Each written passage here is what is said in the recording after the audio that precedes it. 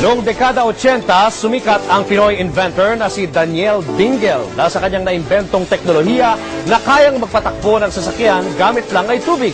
Ngayon, balak ng ibenta ng kontrobersyal na Pinoy inventor ang kanyang water-powered car technology sa mga dayuhan.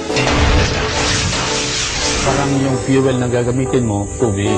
Ang reaktor na ito ang kinabit ni Dingle sa sasakyan. Nilalagyan lang ito ng tubig at kapag pinaandar na ang makina ay naghihiwalay ang hydrogen at oxygen sa tubig na nagpapatakbo naman sa makina ng sasakyan. Subukan nga natin. Kaya natin kung effective talaga. Ang minamaneho natin ngayon ay hydrogen. So nagpapatakbo rito sa sasakyan na ito ngayon ay tubig. Pero so far sa pagmamaneho natin, masasabi natin na maganda yung takbo ng sasakyan. Kung babiyahe kayo mula dito hanggang Baguio, ilang tubig kailangan mo? Kailangan mo lang yung mga 4 na litro. Ang costing ito, kung malaman lang nila ako pagdating ng araw kung totoo. Oo. Na ito, may 300, parang 500 pesos ka, meron ka ng tubig.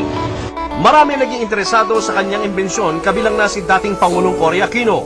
In 5 days or 1 week, sabi niya, pag mag-uusap na tayo. Ba't pumunta ka muna sa Central Bank? Sabi niya yung mga isang kwan doon, mataas na. Hindi pwede, sabi niya na kwan dito kasi our country is under obligation by the IMF and the World Bank not to produce anything that will compete the product. The reason behind it, sabi niya sa akin is, yung revenue ng gobyerno natin sa oil tax sa lahat, kami nagpupunta sa interest lang ng utang na rin, kulang pa ibabayad. This technology is going. Ilang mga kritiko na rin ang nagbansag na peke ang kanyang imbensyon. Anong sinasabi nila? Sira ulo daw kayo. Of course, sira ho. Kung hindi sira, hindi ka makagawa ng ganyan. So, these things are crazy. You need a crazy person to solve a crazy problem. Sa kabila ng kanyang sama ng loob sa gobyerno, hinimok pa rin ang Department of Science and Technology na ipasuri ni Dingle ang kanyang imbensyon. Hindi na nga namin tinatanong ano ba yung invention mo eh. Purbahan mo lang that it works. Nung araw, sinabi nila, ganito ko yan, fake yan, ganito. Lumalabas ngayon, natutuko yan. Sa Honda, sa States, meron na ito. Pero dala-dala pa rin daw ni Dingle ang sama ng loob sa gobyerno.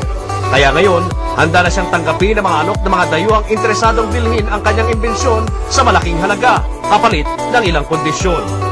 Sa Switzerland, sa Germany, sa US, sa lahat, kung sino yung manufacturer doon ng mga sasakyan na gagamit ng technology niyan, hahire ng 200 na Pilipino para magtrabaho doon. So, yun ang plano ko.